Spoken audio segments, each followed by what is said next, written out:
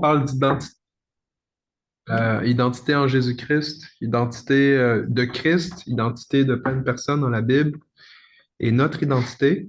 Puis, on va lire certains passages.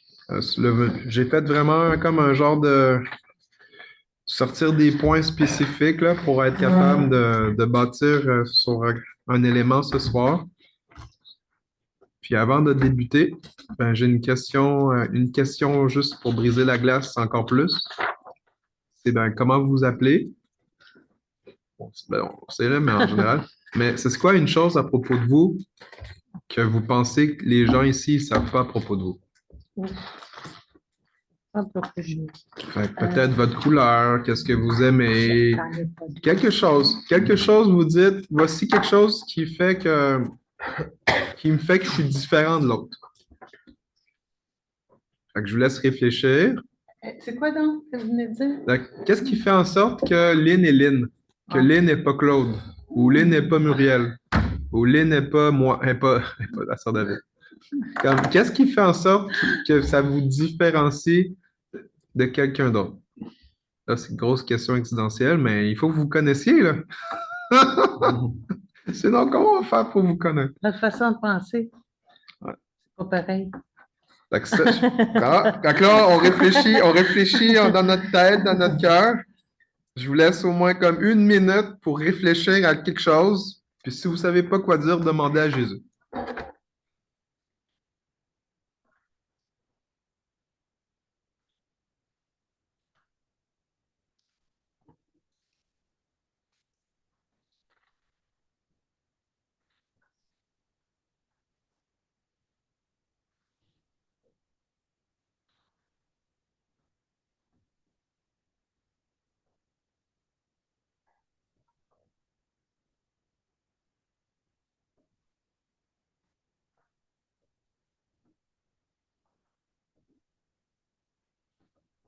OK, ça fait une minute. Donc, votre prénom, puis une chose par rapport à vous que vous dites, ah, ça c'est moi, puis ça me différencie de quelqu'un d'autre. Commencez avec renseignez Normand. Je m'appelle Normand. Facile, ouais. Puis, j'ai eu une blonde dans ma vie, puis je l'ai mariée.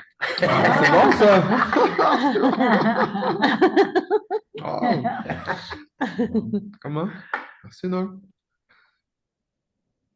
Comme il y a des millions de choses. Là. Moi, je m'appelle Francine. Je me différencie d'une autre personne. J'aime beaucoup lire. Bon, tu connais. Ouais, d'accord. Ouais. Regarde. Je m'appelle Muriel. Qu'est-ce qui me différencie? Je ne sais pas si c'est différencie, mais je suis une personne authentique.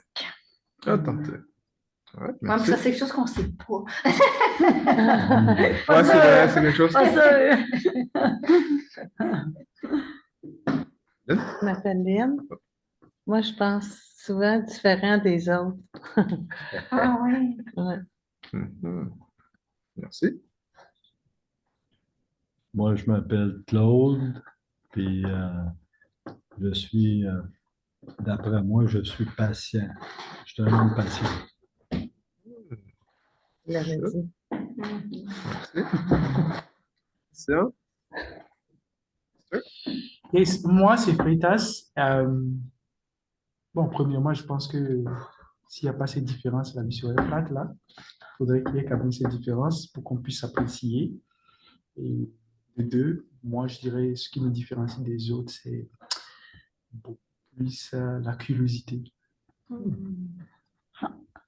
La curiosité. Un peu calme, mais curieux. Calme et curieux. Bon, c'est bon. Merci. bien, ça. C'est super, ça. Fantastique. Moi, je peux juste répondre d'une drôle de façon. Une petite chanson qui dit on est beau, on est laid. Ah, avec qui on est? Hein? Ouais. Avec un chanteur français qui chantait ça, Maurice Chevalier. Mais il y a vraiment du vrai dans ça, là. C'est. Pourquoi je suis comme ça? Ben, c'est Dieu qui m'a fait comme ça. Puis, Ah, Colin. c'est ça que Merci, j'ajoute Paul. à ma petite chanson. Merci, Pauline. Sharon? Ben là, Madame Drouin, elle le dit, là. Ben, mon nom, c'est Sharon, là. Puis moi, j'ai marqué Dieu me fait comme je suis. Mais je vais dire j'aime l'opéra. Ah, Ah ben, bon, ça. Je savais pas. Bon. Denis? Moi, je m'appelle Denis. Oh, Puis, sorry. je suis un gars qui aime bien ça, être bien tout seul. ah ben. All right, all right. Merci. Mélissa? Ton micro? OK. Ben, moi, c'est Mélissa. Puis, je vais le dire en anglais, puis après ça, je vais le traduire en français. I don't fit in the box. Je ne fit pas dans une boîte. Ben, on ne pourrait pas me contenir dans une boîte. All right. C'est bon? Ben, Chante libre.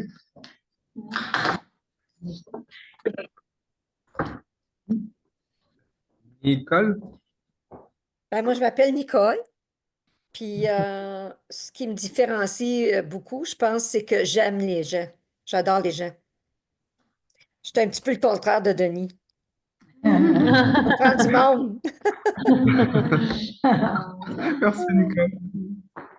Stéphanie? Bonsoir tout le monde. Bonsoir. L'hypsophonie, ce qui différencie des autres, c'est que non seulement j'aime les gens, mais j'aime les âmes des gens. Les âmes. Les âmes, déjà. C'est merveilleux, ça. Merci de partager, Stéphanie. Étonné. Anaïs. Ton micro, s'il te plaît. C'est Anaïs? Ben oui, Non. C'est marqué Elodie. c'est Anaïs. C'est Anaïs, c'est toi? C'est marqué Elodie. Mais ton micro, il faut ouvrir ton micro, par contre. Elodie, c'est pas sa fille, pourtant. C'est pas Anaïs. Ah, ah.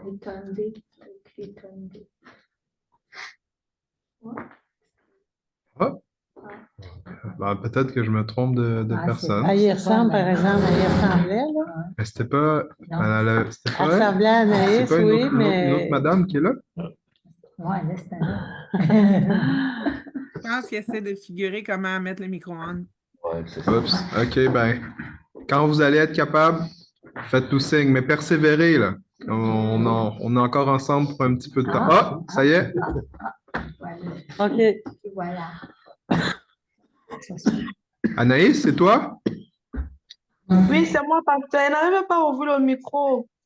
Ah, ben là, c'est ouvert. Donc, Anaïs, dis-nous quelque chose à propos de toi que, ben, on ne sait pas. Pardon? Dis-nous une chose à propos de toi sur les millions de choses qui te concernent. Donne-nous une chose pour se connaître un peu qui tu es. Une chose. Moi, c'est Anaïs. J'aime tellement écouter la parole de Dieu.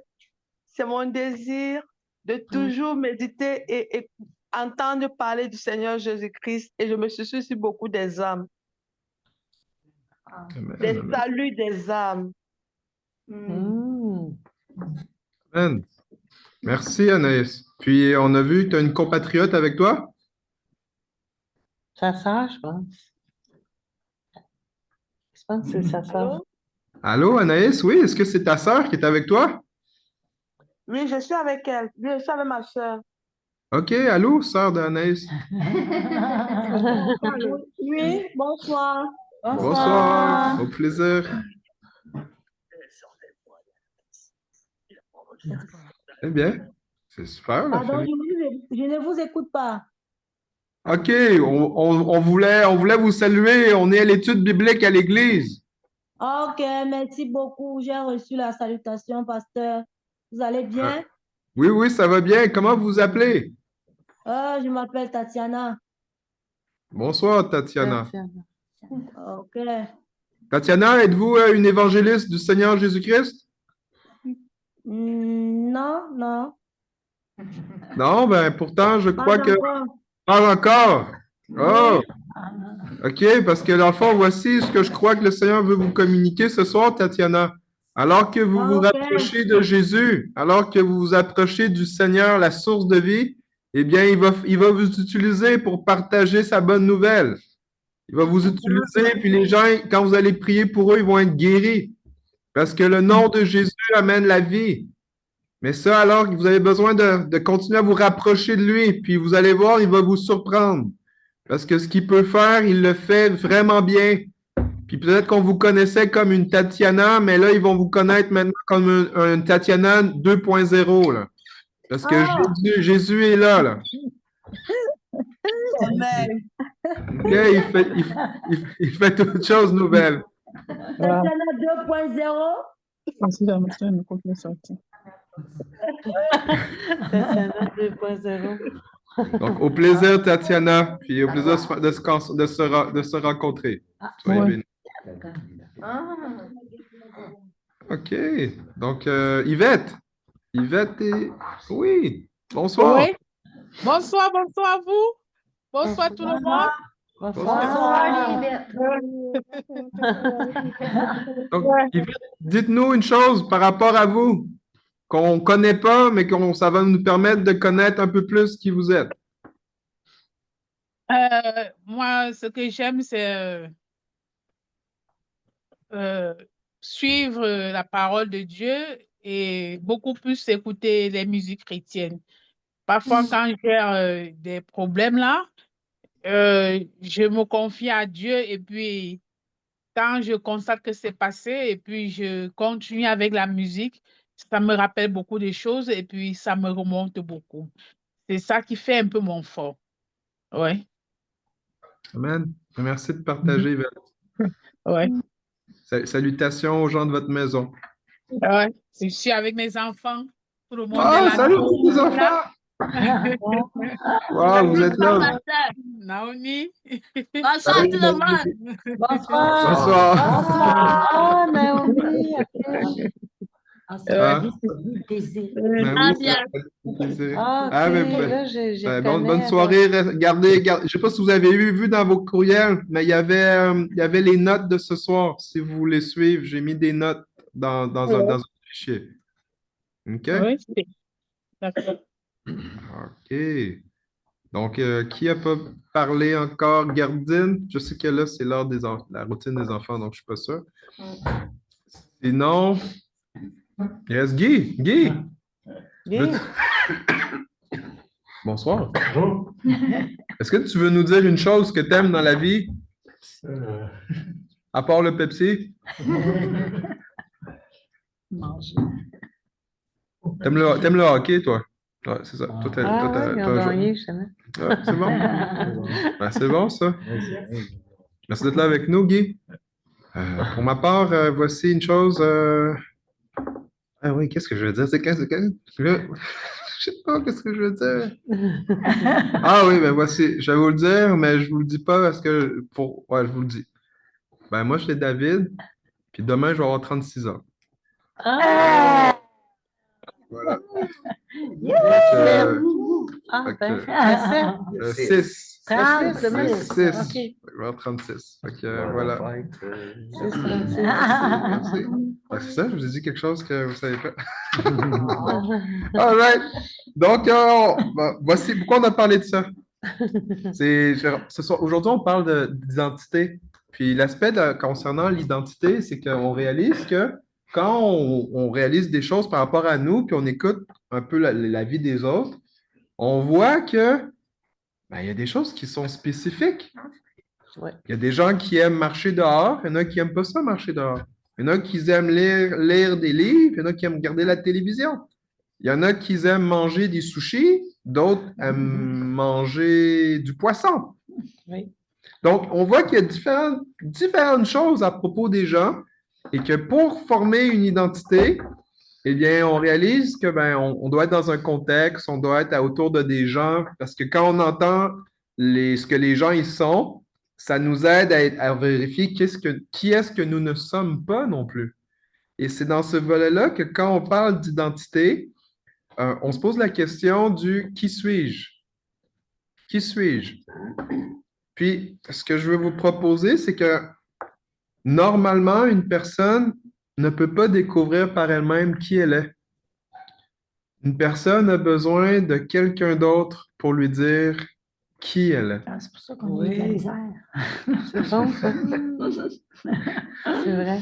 Et c'est pour ça que quand on pense à la naissance d'un enfant, l'enfant va naître, mais c'est ses parents qui vont lui dire qui il est. Ses parents vont lui donner un nom. Les parents vont lui faire du sport en particulier. Ils vont l'envoyer à l'école. Ils vont lui dire qui ils sont. Des fois, les parents vont dire de bonnes paroles à leurs enfants. T'es un champion, lâche pas. Des fois, les parents vont dire des mauvaises paroles. Oh, tu t'es un bon à rien. Mais le point, c'est que, ben voilà, c'est direct là, mais Non, on peut pas ça. ça fait partie de qu'est-ce qui se passe dans la vie de tous les jours.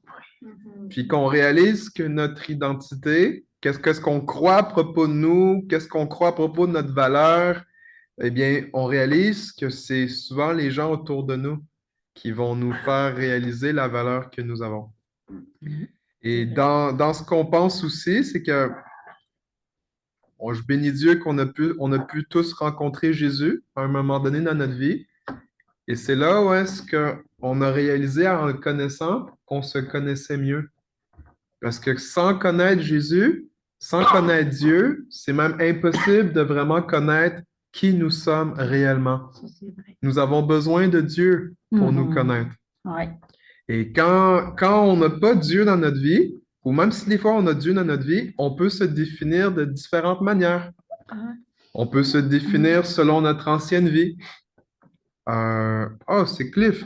Hey, j'ai vu un message. Ah, bonsoir, pasteur Cliff. Cliff, allô, Cliff. Demain, c'est aussi ma fête. J'aimerais recevoir une prière. Et je prie pour vous. C'est bon, Cliff.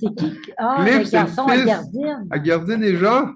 Aïe, aïe, aïe. OK, ben écoute, prépare-toi. Aujourd'hui, on parle d'identité. Fait que écoute bien, reste accroché. Écoute jusqu'à la fin. Comme ça, tu entendras si Dieu te donne une parole. Hey, c'est né le 6 mars. Ça, c'est spécial. Wow.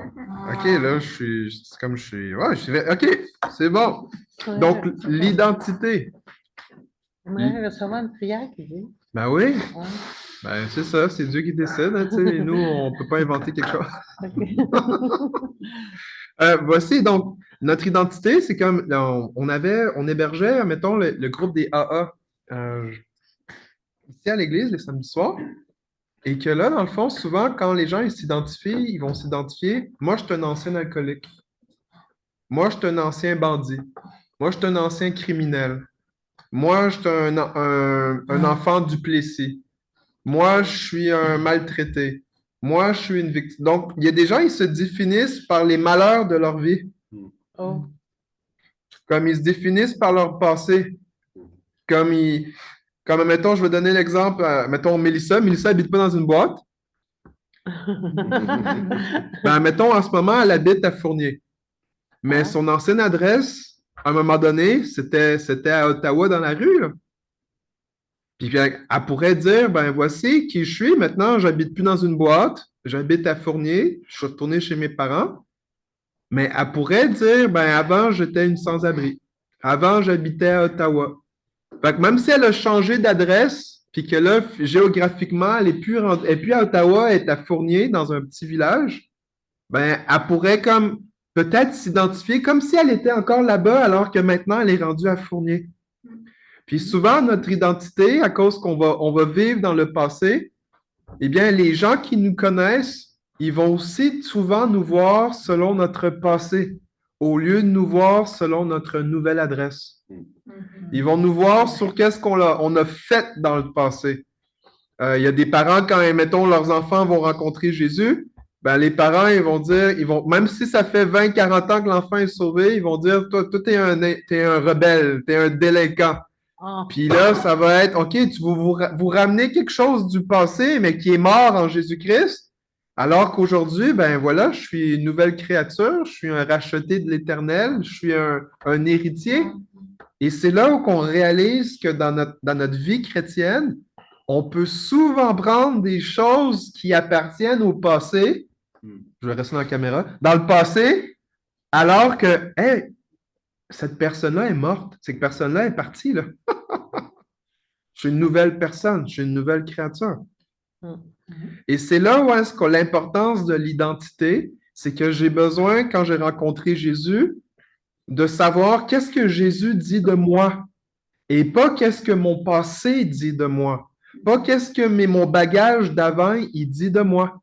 Parce qu'aujourd'hui, je suis supposé vivre selon qu'est-ce que Jésus dit de moi. Et c'est là où que j'ai sorti ma valise. Fait que je ne pars pas en voyage, inquiétez-vous pas. En tout cas, c'est pas les plans en ce moment. C'est des nouvelles affaires. Ouais. Ta valise du dimanche? Ouais, c'est ma valise de dimanche. OK, bon, là, je vais prendre quelque chose qui n'avait pas sorti dimanche. C'est mon maillot de bain! Ah ben. J'étais parti en vacances au Guatemala, puis la semaine passée, j'étais allé dans une retraite de pasteur. Il y avait un spa aussi, c'était incroyable. Mais voici la réalité, c'est que aujourd'hui, je ne porte pas mon maillot parce qu'aujourd'hui, je suis au travail, je suis à l'église, je suis en chemise, je suis en pantalon parce que je suis dans un contexte différent. Puis ben, c'est cool, j'aimerais ça porter mon maillot, mais la situation d'aujourd'hui fait que j'ai besoin d'être à jour. Dehors, il fait chaud, mais il ne fait pas assez chaud pour être en short. Mais si je vis dans le passé, c'est comme, oui, je me souviens, il faisait chaud au Guatemala, il faisait chaud au centre de retraite. Fait que parce qu'il faisait chaud dans le passé, je vais sortir en maillot de bain dehors. Non, il fait fret. Et c'est pour ça qu'on a besoin de s'assurer que notre identité, elle est à jour avec aujourd'hui.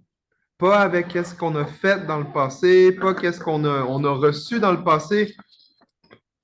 C'est comme, je donne un autre exemple. Ça, c'est un œuf. C'est un œuf de lézard. OK, c'est pas un vrai. Okay? Mais, admettons, quand on regarde un œuf, l'œuf en soi, si on le mange, c'est cool, ça devient une omelette. Mais fait que dans le fond, voici l'exemple, c'est que quand je vais faire à manger pour déjeuner, puis je vais me casser mon œuf, avant, c'était un œuf, mais ça s'est transformé en omelette parce que le but avait été différent.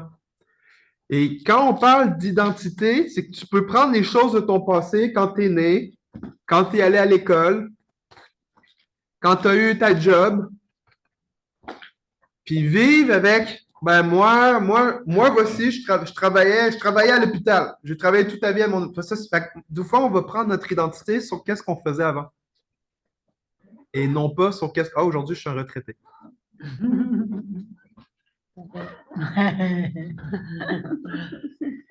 Donc, pourquoi est-ce que je dis tout ça?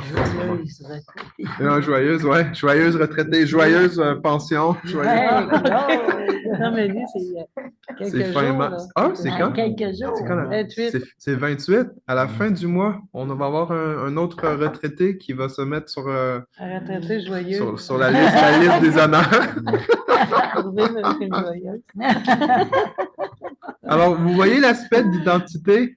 C'est que l'identité, on peut la trouver un peu partout. On peut la prendre selon notre ancienne vie, on peut la prendre selon nos possessions. Moi, je suis un propriétaire. Moi, je suis un locataire. Moi, je suis un conducteur d'autobus. Moi, je suis un... Moi, je prends le taxi. On peut prendre selon les accomplissements.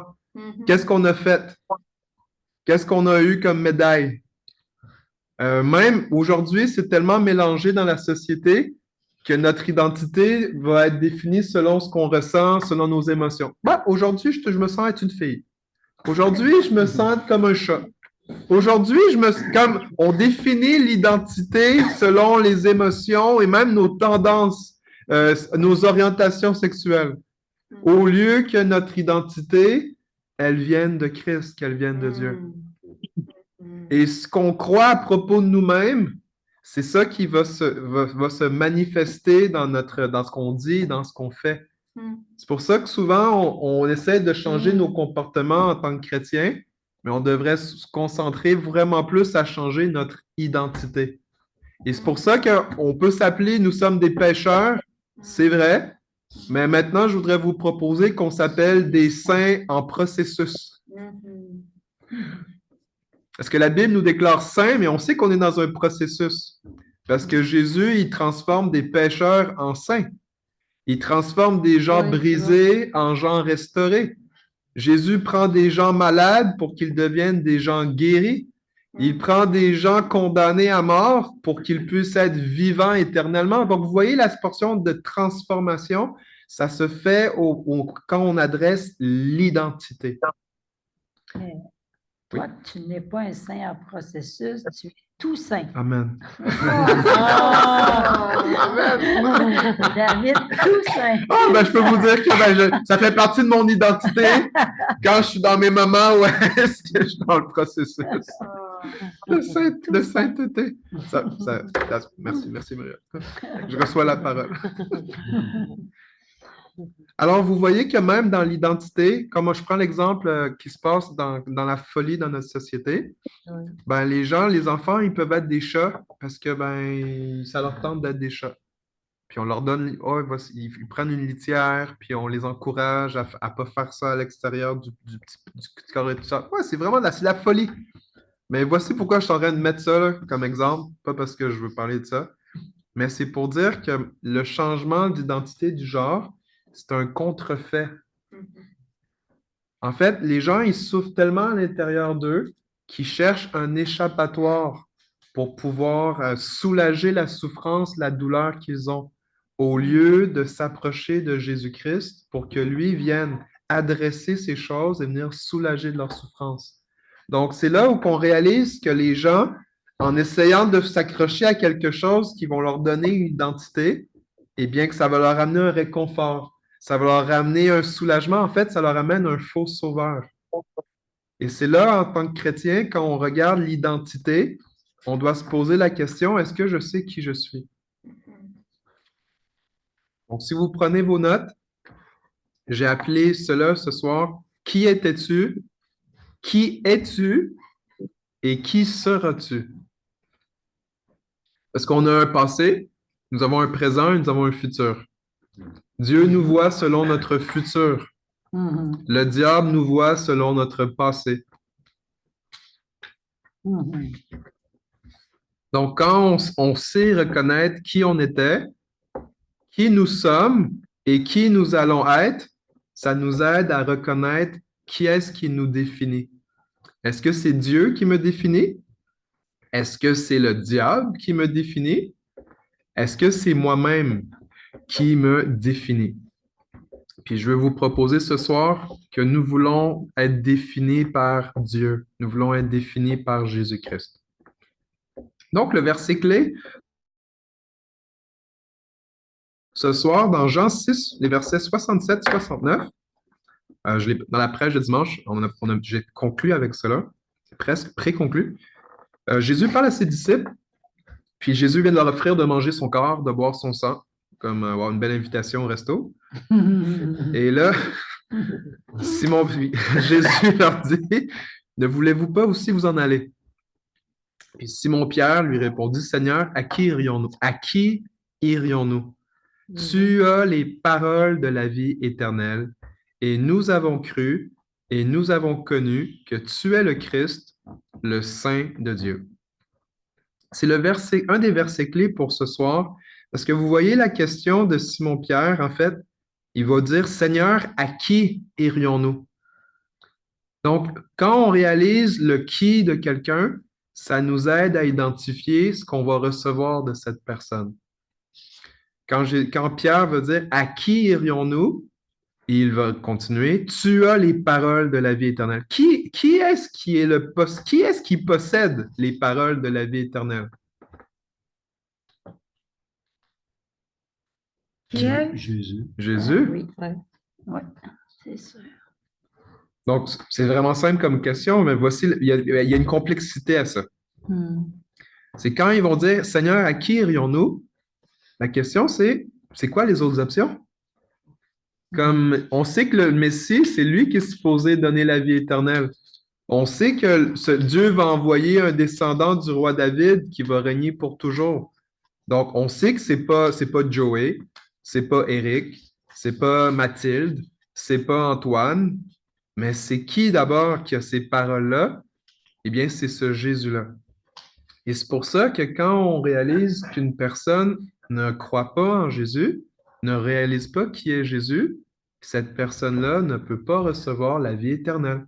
Parce que c'est seulement en reconnaissant qui est Jésus qu'on nous avons accès aux promesses et à la vie éternelle.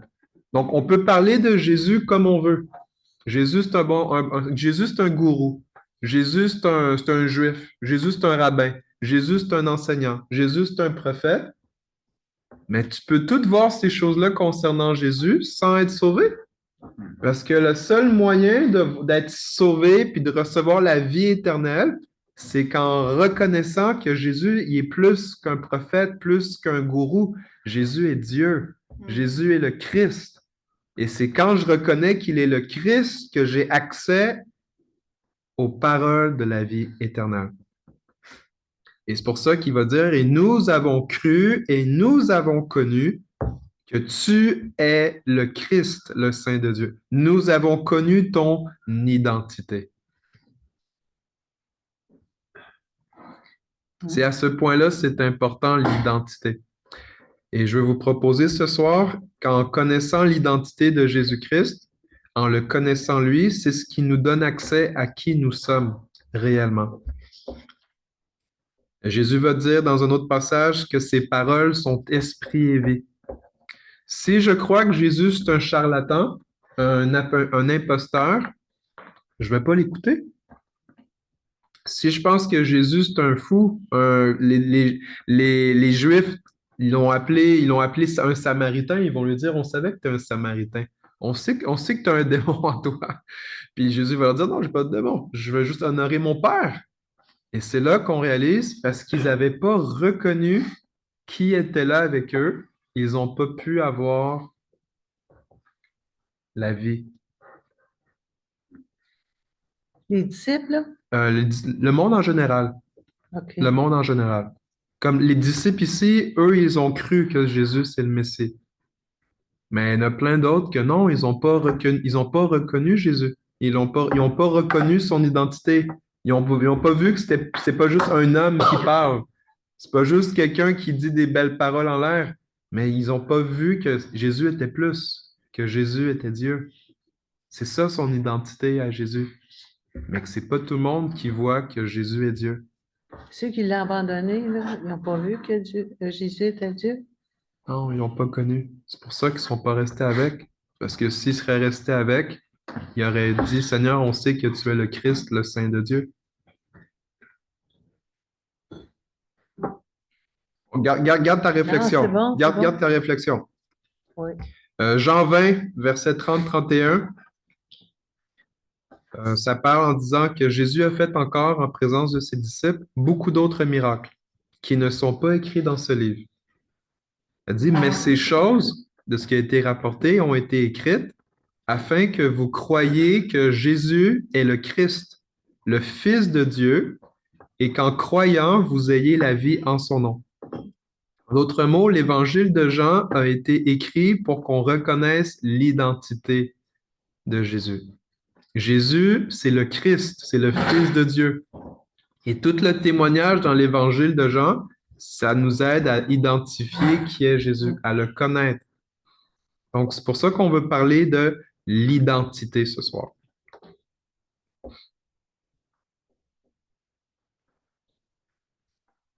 Alors, j'ai une question. La question A. Je vais vous demander, avec qu'est-ce qu'on a parlé jusqu'à présent, selon vous, quel est le rapport entre ces versets clés et notre identité en Jésus-Christ?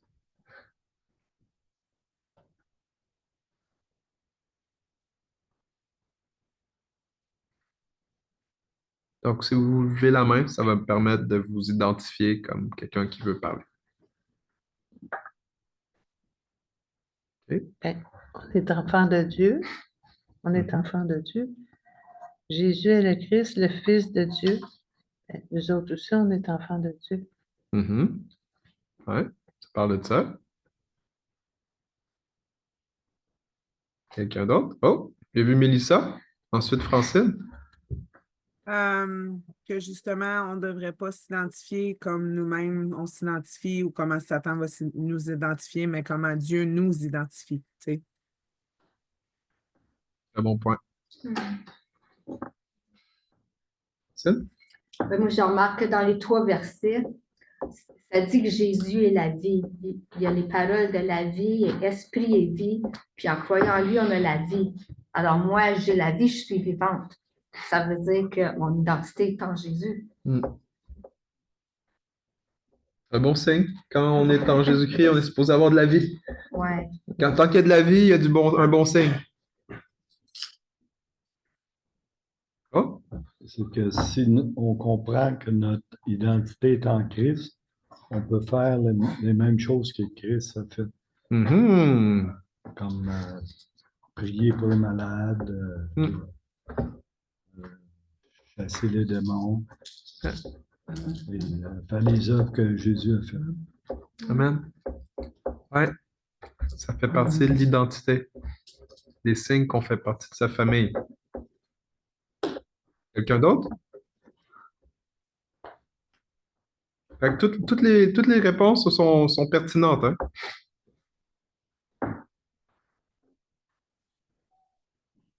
Laissez encore une minute. Une minute. Bon.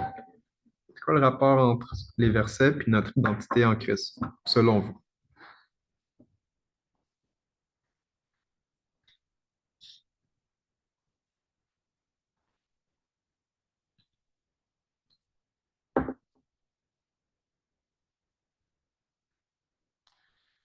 Oui, Frétas? Moi, ce qui m'est venu un peu à l'esprit, c'est la question que Simon Pierre a posé plutôt, Seigneur, à qui irions-nous? Moi, je trouve en Jésus notre refuge. Notre refuge, c'est-à-dire, quoi qu'on cherche dans ce monde, quoi qu'on fasse, c'est en lui on va se réfugier. C'est en lui on va trouver la véritable solution en fait. Donc, ouais, c'est ça. Donc, Jésus, il est notre seul refuge parce qu'on ne peut aller nulle part. C'est lui notre seul refuge. Et si Jésus est notre seul refuge et qu'il est en Dieu, donc nous aussi, nous sommes en Dieu. Beaucoup de chair par rapport à ce que tu dis. Tu pourrais avoir au moins plusieurs semaines de prédication sur ce que tu as partagé. Hey, c'est super. Donc, quand vous partagez des choses, prenez-les en note. Parce que ce que c'est beau, c'est qu'avec la parole de Dieu, le Seigneur nous donne avec nos différences. On a une perspective, puis avec cette perspective-là, on peut encourager puis exhorter les gens. Donc, je vous invite à garder en tête ce que vous avez, écrivez-le. Une des choses que je pourrais soulever, c'est le volet quand Pierre va dire à qui irions-nous, il est en train de mettre l'accent sur les paroles de la vie éternelle. Puis en autre option, c'est comme si la question, en fait, c'est quand on est pour se définir nous-mêmes, ça revient à ce que quelqu'un a dit tantôt, c'est qui est-ce qui dit qui je suis? C'est la perspective de qui? À qui irions-nous? C'est je vais chercher la vie de. Seigneur, à qui d'autre on irait chercher un avis en premier? C'est qui que l'opinion compte le plus? La perspective, c'est ta perspective, Seigneur, qui est la plus importante. C'est ton point de vue, Seigneur. Et c'est là qu'on réalise, OK, ben le plus que je réalise qui est Jésus, fait en sorte que je vais davantage recevoir sa perspective. Et surtout, sa perspective sur nous-mêmes. Et quand on va au point B, voici un extrait de l'identité de Christ. C'est que l'identité de Christ, c'est la source. C'est notre source. C'est notre origine. Quand nous avons reçu Christ, Dieu nous a fait naître d'en haut. Il nous a adoptés dans sa famille. Il a entamé le processus. Il a signé les papiers d'adoption. Et c'est pour ça que maintenant, on dit qu'on n'est plus des orphelins ou des sans-Dieu. Maintenant, nous sommes devenus enfants de Dieu. Et cette révélation-là que nous sommes devenus enfants de Dieu, c'est parce que l'identité de Christ en est la source, en est l'origine. Je ne suis pas un enfant de Dieu juste parce que je veux être un enfant de Dieu, mais je suis devenu un enfant de Dieu à cause de qu'est-ce que Jésus a fait, à cause de qui est Jésus.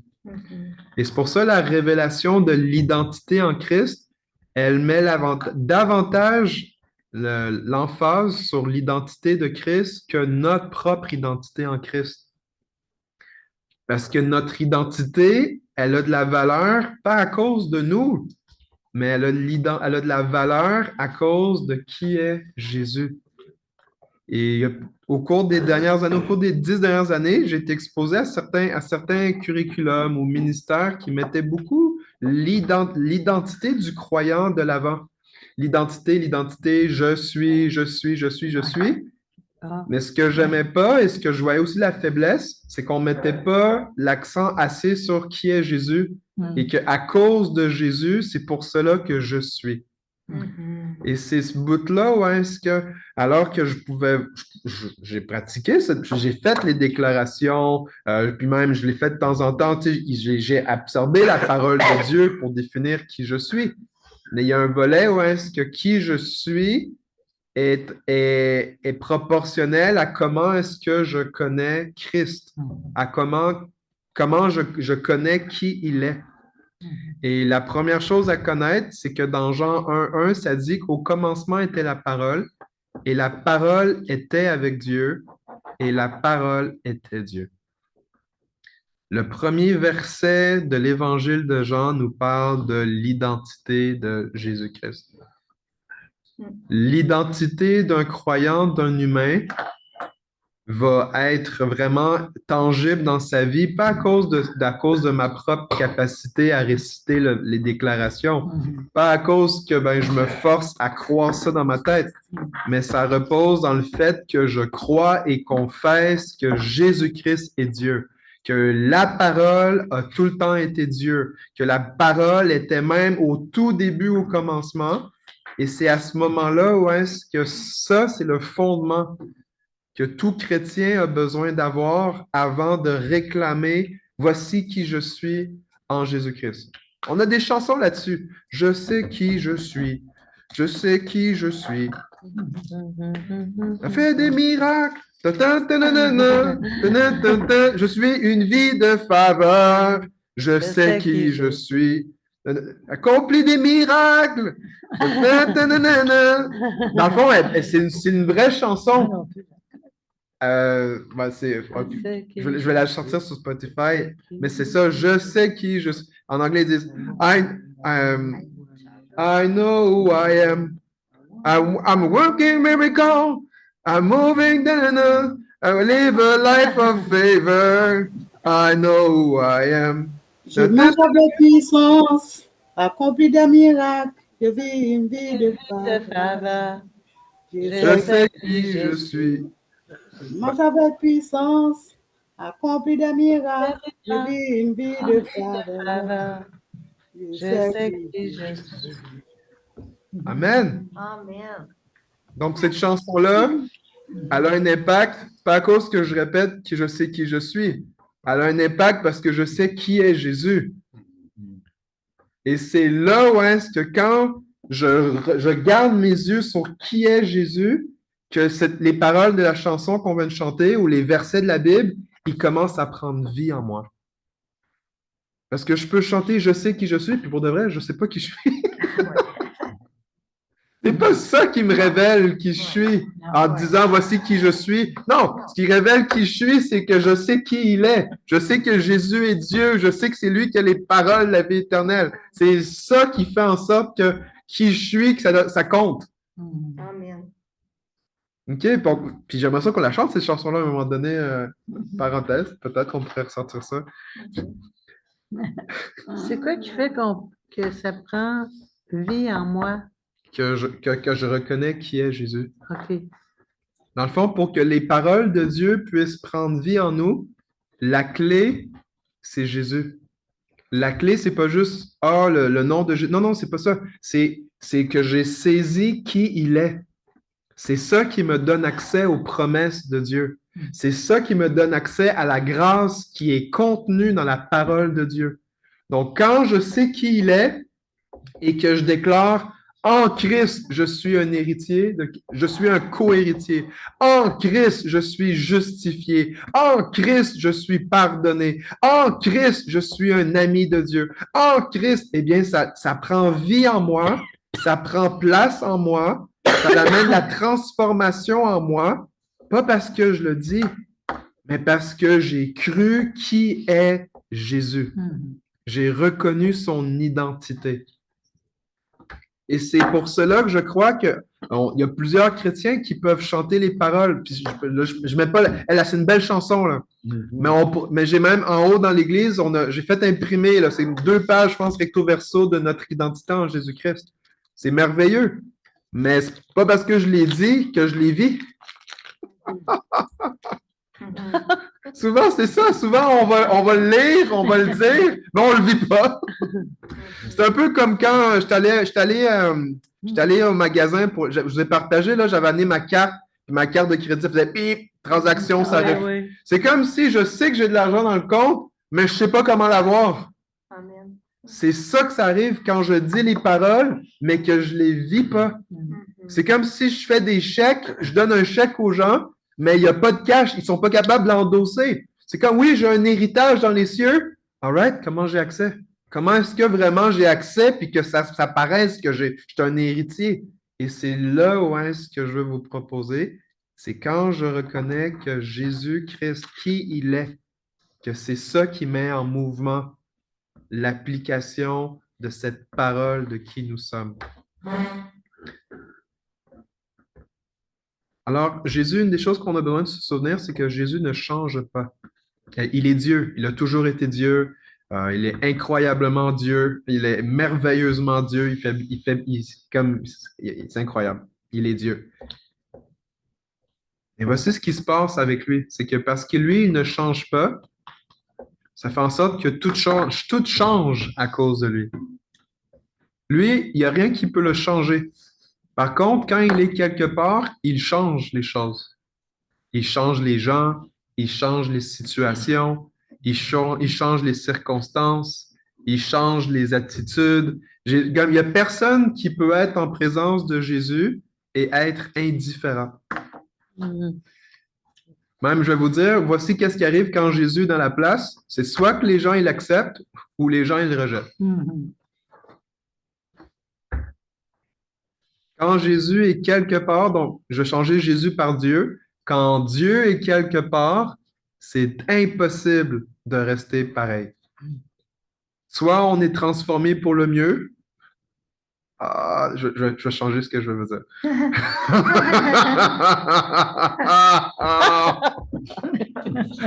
Oh boy!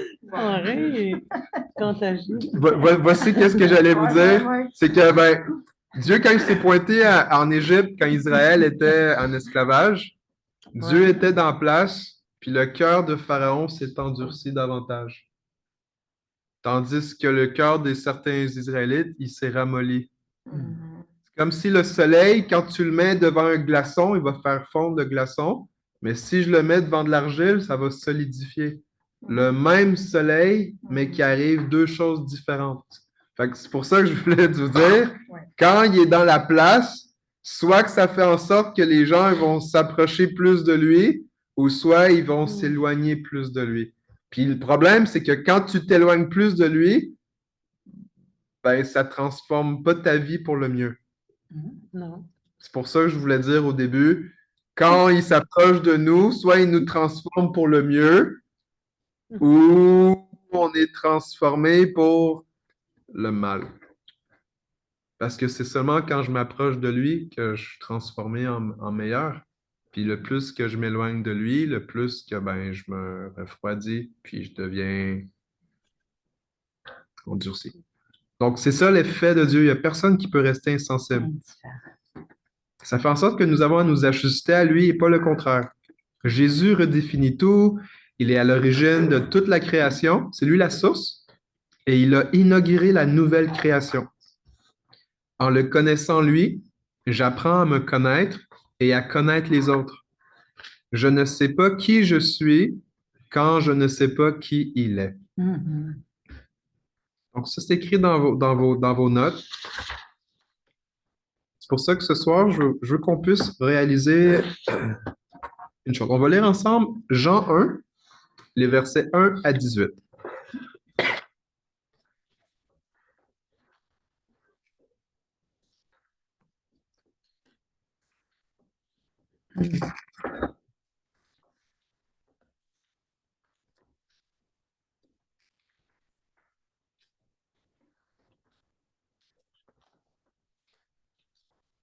Donc, avec le groupe que nous sommes, je vais vous faire lire un verset chacun. On va commencer en personne. On va commencer, on avait fait le tour comme ça. Donc, voici, on va aller par Francine, Norm, puis après ça, on va aller Muriel. Jean 1:1. Au commencement était la parole, et la parole était avec Dieu, et la parole était Dieu. Elle était au commencement avec Dieu. Toutes choses ont été faites par elle et rien de ce qui a été fait n'a été fait sans elle. En elle était la vie, et la vie était la lumière des hommes. La lumière, lui, dans les ténèbres, et les ténèbres ne l'ont point reçue. Verset 6. Un homme parut envoyé par Dieu. Il s'appelait Jean. Il vint pour servir de témoin, pour rendre témoignage à la lumière, afin que tous crussent par lui. Donc, verset 8 en ligne. Donc, Sharon, Nicole, Anaïs, Yvette, Mélissa, Sophonie, Denis. Donc, ouvrez votre micro quand c'est le temps. Donc, Sharon, verset 8, s'il vous plaît. John himself was not the light. He was only a witness to the light.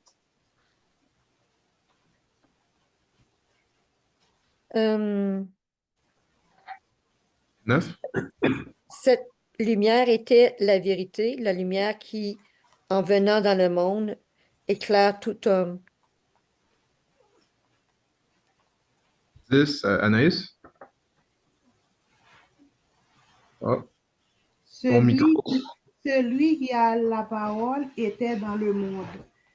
Dieu a fait le monde par lui, et partout le monde ne l'a reconnu. Merci, Gardine. Anaïs. Dans le fond, il reste Anaïs, Yvette, Mélissa, Sophonie, Denis. On est verset 11. Ouais, verset 11. Elle est venue chez les siens et les siens ne l'ont point reçue. C'est 12. Ouvrez votre micro, Yvette, le micro.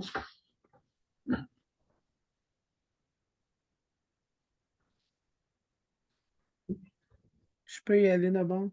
OK. Pourtant, certains l'ont reçue et ils croient en elle. À ceux-là, la parole a donné le pouvoir de devenir enfants de Dieu. Verset 13. OK. Denis, ton micro.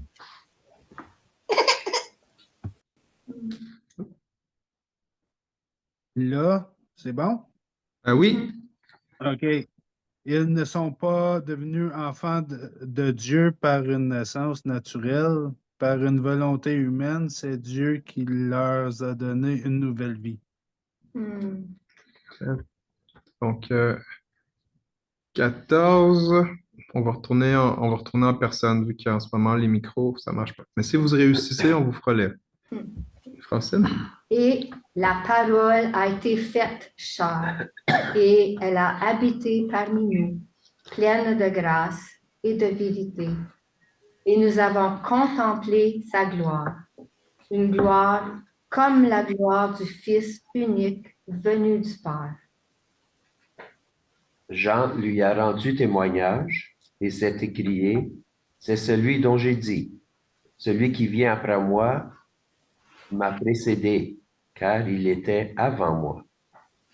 Et nous avons tous reçu de sa plénitude et grâce pour grâce. Car la loi a été donnée par Moïse, la grâce et la vérité sont venues par Jésus-Christ. Personne n'a jamais vu Dieu.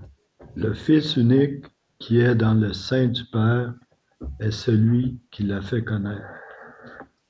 Amen.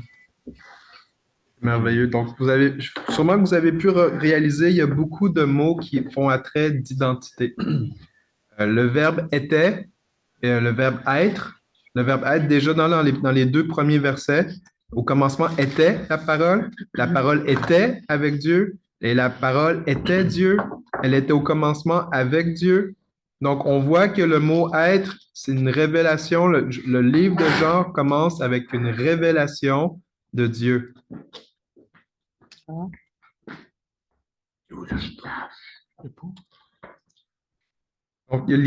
donc, on réalise qu'il y a 4 identités dans le passage qu'on a lu.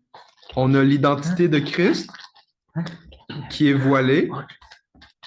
Il y a l'identité de Jean. On a l'identité d'un témoin. On a l'identité des enfants de Dieu. Et on a l'identité du Père qui est révélée. On a conclu le passage en disant que personne n'avait vu Dieu. En fait, personne connaissait Dieu. La seule personne qui a pu nous le faire connaître, c'est son Fils Jésus-Christ. Donc, on réalise dans ce passage qu'on a juste lu, c'est une question d'identité. Et on voit que, verset 12, qu'à tous ceux qui l'ont reçu, on parle de Jésus-Christ. À tous ceux qui l'ont reçu, ça veut dire aussi tous ceux qui l'ont reconnu pour qui il est. Ceux qui l'ont accueilli, qui l'ont accepté, qui l'ont aimé, qui l'ont honoré, qui lui ont fait confiance. Eh bien, à toutes ces personnes-là qui ont vu qui il est réellement, Dieu leur a donné le pouvoir, pas de devenir des esclaves, pas de faire quelque chose, mais c'était pour qu'ils deviennent enfants de Dieu.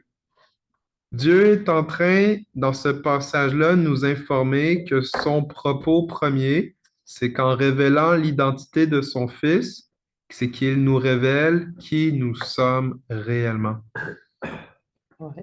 Donc, le but de l'évangile de Jean, je vais même vous proposer le but de l'Église, ou le but du royaume de Dieu, c'est pour produire des enfants de Dieu, produire des fils et des filles de Dieu. Produire des gens qui marchent en relation avec leur Père. Et c'est dans ce but-là où est-ce qu'on réalise que Jésus est venu et Jésus, par lui-même, il avait besoin d'aide, que quelqu'un dise qui il est. Et c'est là qu'on voit le rôle d'un témoin. Le témoin est là pour dire aux gens qui Jésus est. Jean-Baptiste va dire qu'il n'est pas la lumière, il est le témoin de la lumière. Donc, en d'autres mots, il est en train de révéler l'identité de Jésus. Jean va déclarer aussi celui qui était avant moi, comme ce que je vous avais dit. Même Jean va déclarer plus tard dans les verset 29, il va voir Jésus, il va révéler que Jésus, c'est l'agneau de Dieu qui ôte le péché du monde. Donc, on voit qu'un témoin est utilisé pour révéler l'identité de Jésus. Donc, si Jean-Baptiste n'aurait pas été là, eh bien, ça aurait été difficile de connaître l'identité de Jésus. Jésus, c'est le fils de Marie. Jésus, c'est le fils de Joseph. Jésus, c'est un seul. Yo, on l'a vu, il jouait à balle à Nazareth. Ah, c'est ce Jésus-là, mais sans qu'il y ait eu Jean, sans qu'il y soit là, comme c'est un prophète, Jean est là, pour amener une révélation, ben sans révélation, c'est impossible de connaître qui est Jésus-Christ. En d'autres mots, ce que je veux vous proposer ce soir, c'est que pour tout le monde, l'identité de Jésus-Christ est voilée. Il y a un voile. Et le seul moyen que le voile se lève, c'est que nous recevons la révélation de qui il est. Et cette révélation-là, c'est le Père qui la donne. Jésus va le dire à Pierre dans les évangiles. Qu'est-ce que les gens disent de moi? Qu'est-ce que vous dites de moi? Et Pierre va dire, Tu es le Fils de Dieu, le Christ, le béni de Dieu. Et Jésus va lui dire, c'est pas toi qui as su ça par toi-même, mais c'est mon Père qui te l'a révélé. Et c'est là qu'on commence à réaliser la relation entre si je veux savoir qui je suis vraiment, eh bien, j'ai besoin que le Père me révèle qui est son Fils. Et que quand il me révèle qui est son Fils, c'est à ce moment-là que je réalise que je suis devenu un enfant de Dieu. Mais sans que le Père me révèle qui est son Fils, à ce moment-là, je ne peux pas savoir qui je suis. En fait, je peux dire la théorie, je peux lire, oui, la Bible dit que je suis un enfant de Dieu, sans qu'il y ait transformation en moi qui prouve les fruits que je suis un enfant de Dieu. C'est facile de dire je suis un enfant de Dieu, c'est facile démontrer par ma vie que je suis un enfant de Dieu. C'est même quand Jacques va dire la foi sans les œuvres est morte.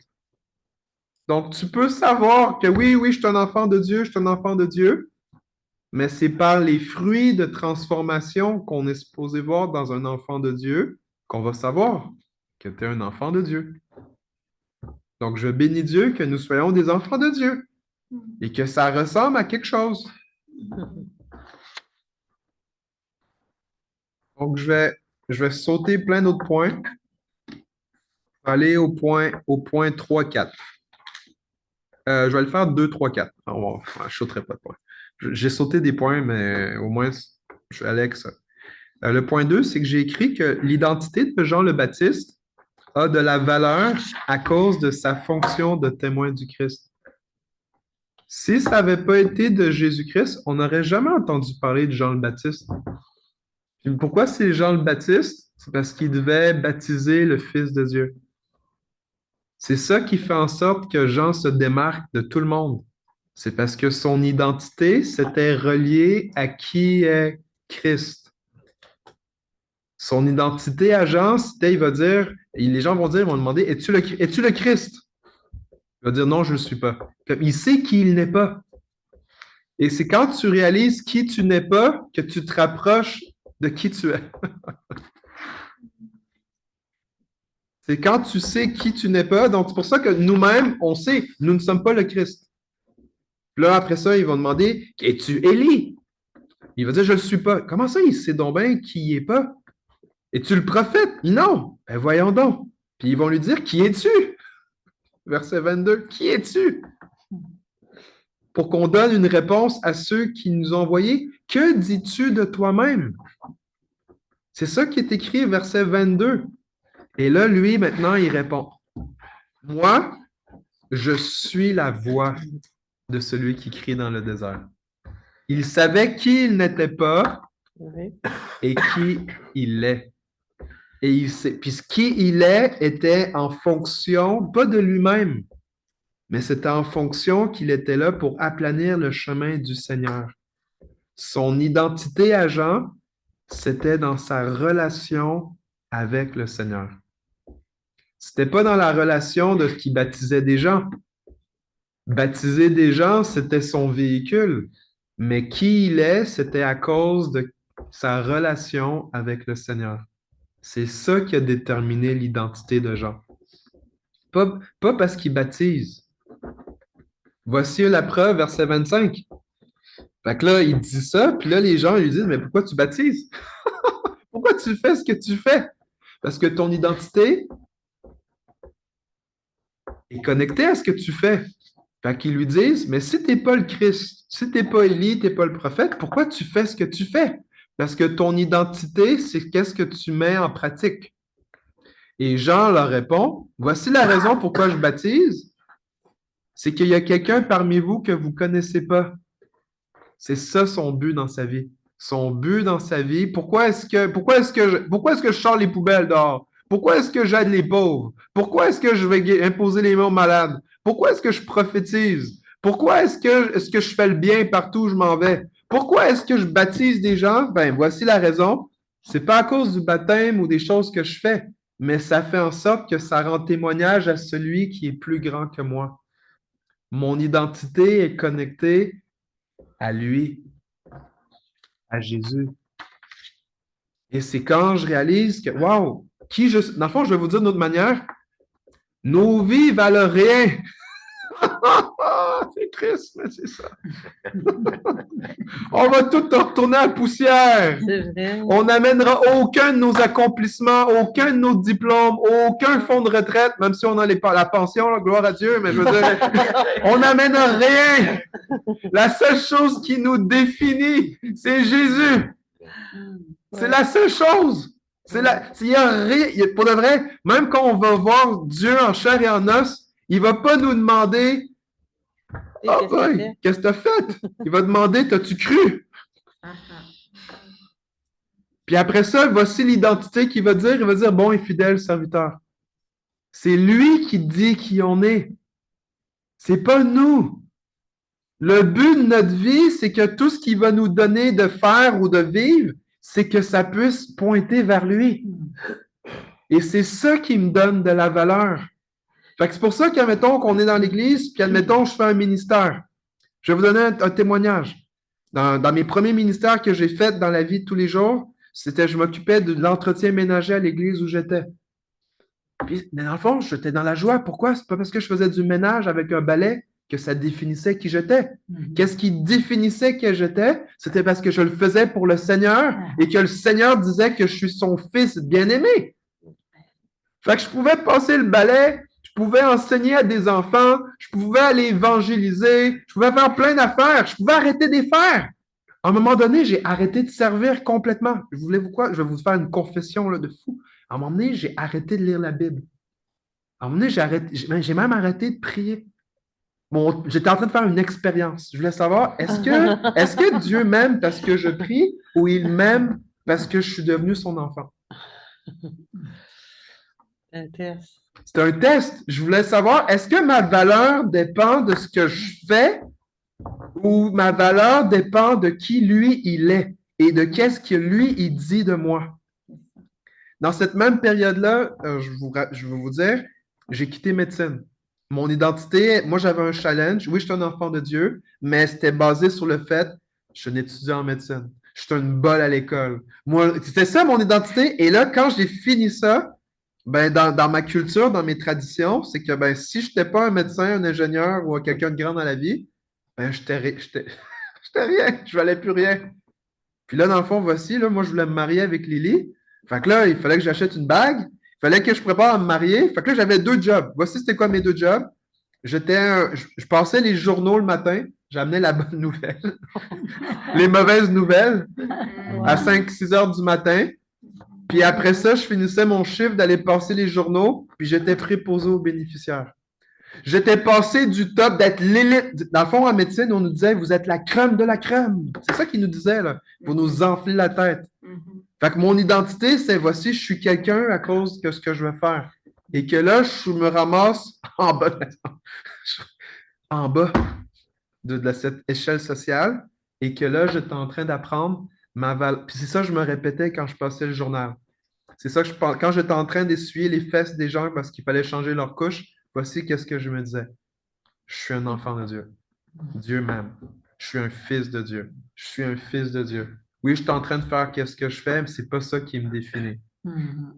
Ce qui me définit, c'est que je suis un enfant de Dieu. Je suis un fils de Dieu. Et j'étais tout le temps confronté. Les gens me regardaient de haut comme être hautain avec du mépris. Pas juste les gens étrangers, les gens de l'Église à cette époque-là aussi. C'est comment tu n'es plus en médecine? Dans le fond, c'était vraiment ça. Tu vaux quoi? Le chrétien, là. C'est vraiment juste le fait de vous dire l'identité, notre valeur, on a à la recevoir de qui est le Seigneur et qu'est-ce que lui dit de nous. Et c'est là où est-ce qu'on réalise l'identité, notre identité, elle provient de lui. Il est la source. C'est pas mes accomplissements. Puis écoutez, j'ai jeûné, mais c'est pas ça qui fait en sorte que j'ai la valeur pour Dieu. J'ai prié, c'est pas ça qui fait de la valeur. J'ai lu la Bible une tonne de fois, c'est pas ça qui me donne ma valeur.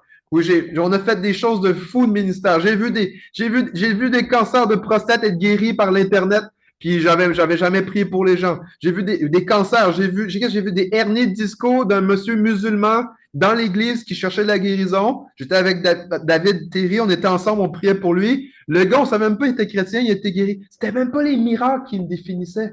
C'est qu'à un moment donné, Dieu a arrêté de m'utiliser dans les miracles, arrêté de m'utiliser dans les paroles de connaissance, parce que là, je m'étais pris mon identité dans les dons spirituels. Mais il fallait revenir à la base. Qui je suis, c'est que je suis un enfant de Dieu. Et que je pourrais arrêter de servir. Je pourrais être enlevé d'être pasteur. On pourrait me remettre, peu importe. Enlevez-moi tout, ça m'enlève. Enlevez-moi tout de ce qui est ici, ça ne change pas ma valeur. Je sais qui je suis. Je suis un fils de Dieu. Et ça, c'est la promesse pour chacun d'entre nous. Quand on a la révélation de qui est Jésus-Christ. Donc, l'identité de Jean, c'était pas parce qu'il baptisait les gens. C'était parce qu'il était là à cause de sa fonction de témoin de Jésus. Ça, c'est le point 2. Point 3. L'identité de Jésus-Christ est révélée et ton identité va contenir ta fonction et ta mission. Jean, la première chose qu'il va dire de Jésus quand il va le voir, il va crier son identité que tout le monde va entendre. Voici l'agneau de Dieu qui ôte le péché. Ça, c'est la première identité qui est révélée concernant Jésus. Parce que ton identité révèle ta fonction. L'identité de Jésus, c'est que Jésus, voici ce qui est venu. Il est venu pour pardonner les péchés. Il est venu renoncer à sa vie pour pouvoir amener la vie éternelle à tout le monde. Et c'est là qu'on parle du principe du nom. Le prénom de Jésus, son prénom, c'est Jésus. Dans ce temps-là, il ne donnait pas de nom de famille. C'est spécial, hein? Bon, on appelait les gens par le village d'où ils venaient. Oui. Il n'y avait pas de nom de famille là-bas. C'est arrivé dans les années... OK, là, je reste dans mon sujet. Mais le but, c'est que Jésus veut dire Dieu sauve, Dieu guérit, Dieu libère, Dieu restaure. Et c'est pour ça qu'à chaque fois qu'on réalise le nom de Jésus, son identité, eh bien, on est supposé, quand on reconnaît qui il est, on va recevoir l'effet de son identité. Quand j'appelle le nom de Jésus pour qu'il me sauve, eh bien, je peux m'attendre à ce que son salut va venir agir en moi. Quand j'appelle Jésus, Dieu qui guérit, le Dieu qui libère, et que j'appelle son nom, j'appelle son identité, eh bien, parce que je crois dans son identité, je peux anticiper que son identité va s'appliquer à moi. Et c'est comme ça que ça fonctionne. Même les ministères de guérison, de puissance, de miracle, c'est à cause du nom de Jésus, c'est à cause de l'identité de Jésus que les miracles se font. Fait que c'est pas juste parce que le nom de Jésus, c'est un pouvoir magique, là. Parce que tu peux dire le nom de Jésus. J'ai vu des gens, même moi, dans mes premières fois, je faisais la délivrance, je disais le nom de Jésus une tonne de fois, il se passait rien, là, parce que je connaissais pas. Juste pour dire, vous pouvez dire le nom de Jésus comme vous voulez, mais c'est tant que tu crois pas qu'est-ce que son nom signifie. C'est là que tu as accès à l'autorité. Il y a plein de chrétiens là, qui peuvent penser au fils de Sceva. Paul est à Éphèse et là, les gens, Paul, il envoie des mouchoirs, puis les malades sont guéris, les démons sont chassés. Et là, il y a des Juifs qui vont dire au nom de ce Jésus que ce Paul prêche, et que là, le gars démonisé va dire je sais qui est Jésus, j'ai entendu parler de Paul, mais vous êtes qui? Puis il leur a flanqué une raclée, il les a envoyés tout nus, parce que tu peux utiliser le nom de Jésus, puis il ne se passe rien. Parce que tu as besoin de croire qu'est-ce que son nom signifie. Et c'est quand tu crois qu'est-ce que son nom signifie que Dieu te donne accès à qu'est-ce que ça signifie. Moi, des fois, je crois en Jésus, je crois qu'il est mon sauveur. Mais là, si je suis allée pour prier pour quelqu'un, là, je suis assez gênée, là, puis j'ai assez peur que je l'oublie comme je sais que Jésus est sauveur, mais quand je suis en train de prier pour la personne, là, je ne suis pas capable de concentrer là-dessus. Je concentre juste comme, je ne sais pas sur quoi, mais j'ai juste trop peur. On dirait je ne ressens plus la puissance de Jésus. Comme, tu sais, louer, comme pour moi, c'est pas dur. Comme quand j'étais jeune, j'avais jamais voulu aller en avant. Personne. À l'école, je mourais. Il fallait faire une présentation devant la classe, là. Comme pour moi, comme aujourd'hui, être en avant du monde, c'est un miracle de Dieu, mais Mais la peur n'est plus là. Je sens encore Jésus. Mais quand il faut que je prie pour quelqu'un, comme je ne me sens pas en Jésus. Comme j'accorde la peur, comme si Jésus ne serait pas là. Mais pourtant, je sais qu'il est là. Pourtant, je crois en lui. Pourtant, il est mon sauveur. Pourtant, je l'ai accepté dans mon cœur. Mais on dirait que quand je suis trop nerveuse, ça disparaît tout. Faut être la seule. Non, la peur que ça ne marche pas. Je ne sais pas pourquoi, quand je loue devant le monde, ça ne fait pas ça. Pourtant, dans ma nature humaine, ça devrait faire ça. Mais je suis capable de le faire parce que Dieu m'a délivré pour faire ça. Mais il ne m'a pas délivré encore pour prier pour le monde. Bon, explique pourquoi.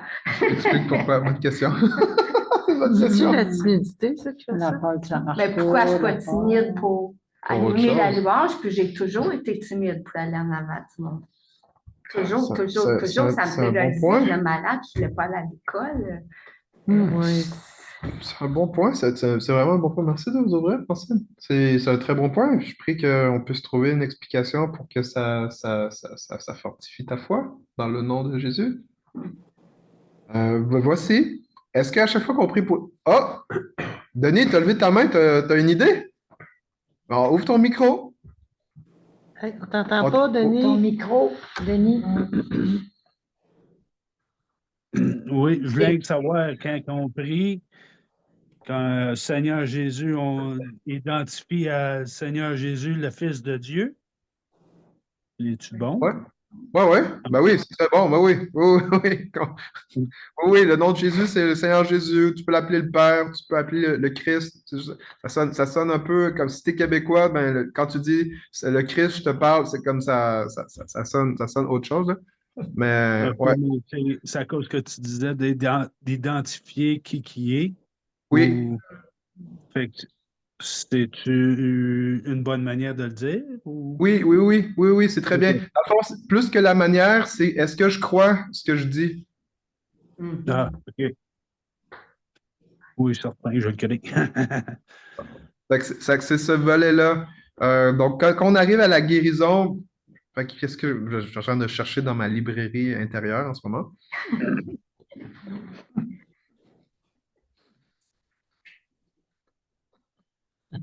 Combien de livres?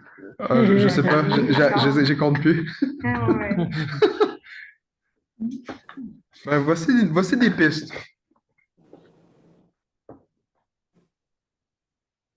Pourquoi est-ce que quand je vais faire la louange en avant, quand je vais parler en avant, puis que je ressens la présence de Dieu, puis je fais le ministère, puis là, les gens expérimentent Dieu, il y a des fruits, il y a l'onction, il y a tout ça. Fait que dans ce volet-là, il y a ça. Mais quand j'arrive dans le volet de prier pour quelqu'un, c'est pas la même chose. En dehors de l'Église. En dehors de l'Église. Voici un exemple qui ne sera pas une réponse complète, mais ce sera un début, je pense. Je pense que dans chacun de nos vies, on a des endroits où est-ce notre foi, elle est complète, mature, puis il y a des endroits dans nos vies qu'on a besoin qu'ils agrandissent. Comme moi, mettons, quand je pense pour l'aspect, je partage un volet, j'étais confronté à ça il y a quelques années, puis je vois que j'ai encore ça, c'est que je suis capable de croire que Dieu va guérir les gens.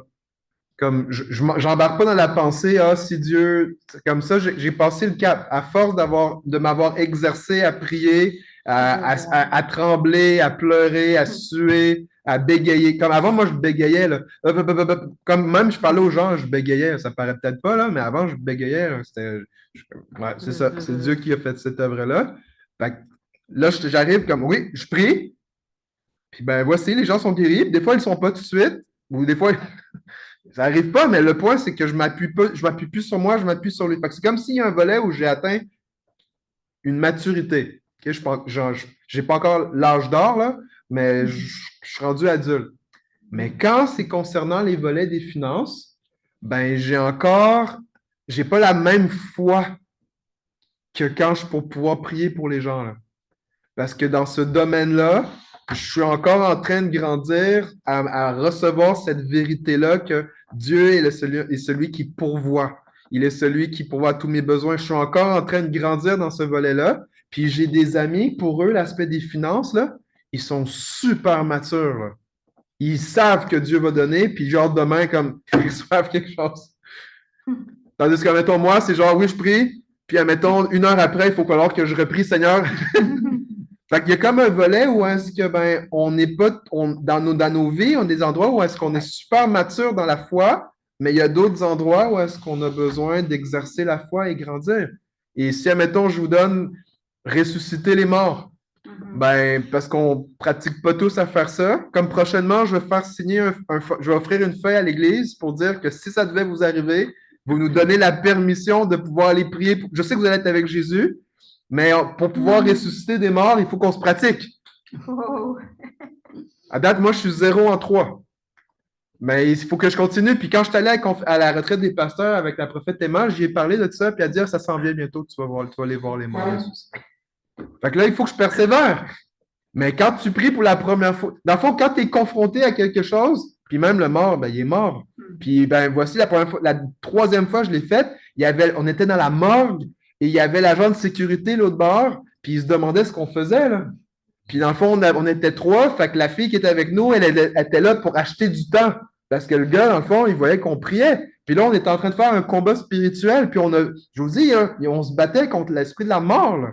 Parce que Jésus a dit, voici, guérissez les malades, chassez les démons, ressuscitez les morts, puis purifiez les lépreux. J'ai entendu plein de témoignages de gens qui ont ressuscité des morts, là. Il y en a des gars, des femmes, une centaine là, qui sont rendus, là.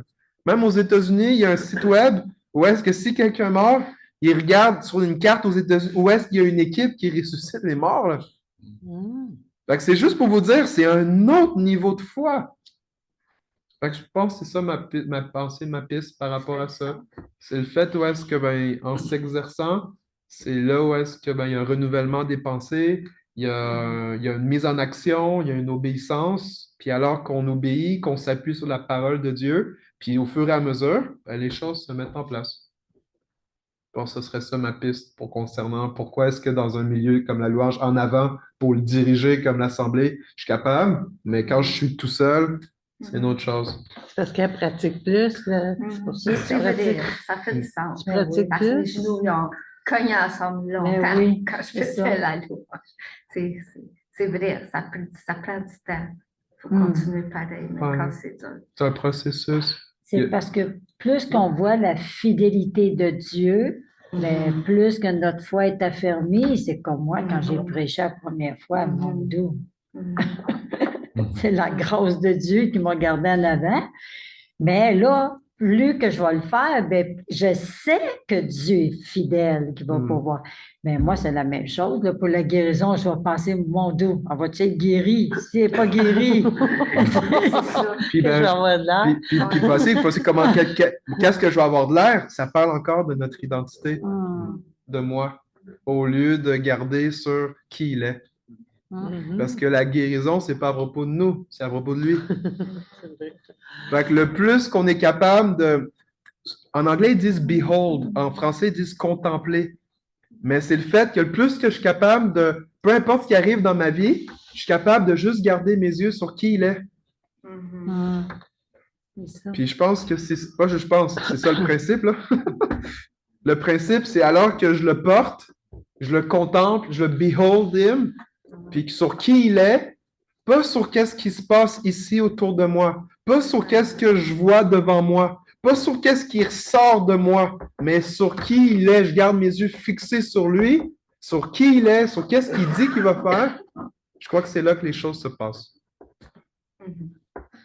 Parce que c'est pas à propos de notre identité, c'est à propos de la sienne à lui. Et c'est là qui nous amène au point 4, à notre conclusion. Il va y avoir une partie 2. Hein, La partie 2, c'est que la point 4, c'est que Jésus est la clé de la transformation d'identité. La preuve, c'est que, ben, voici la preuve. On pourrait prendre ça comme une preuve. Okay? C'est quand Jésus a transformé l'eau en vin.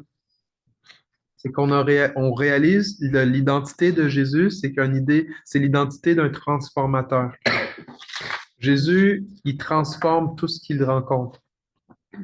Et dans ce processus-là de métamorphose, de changement, de rénovation, de conversion, on voit que Jésus nous donne une nouvelle identité à chacun.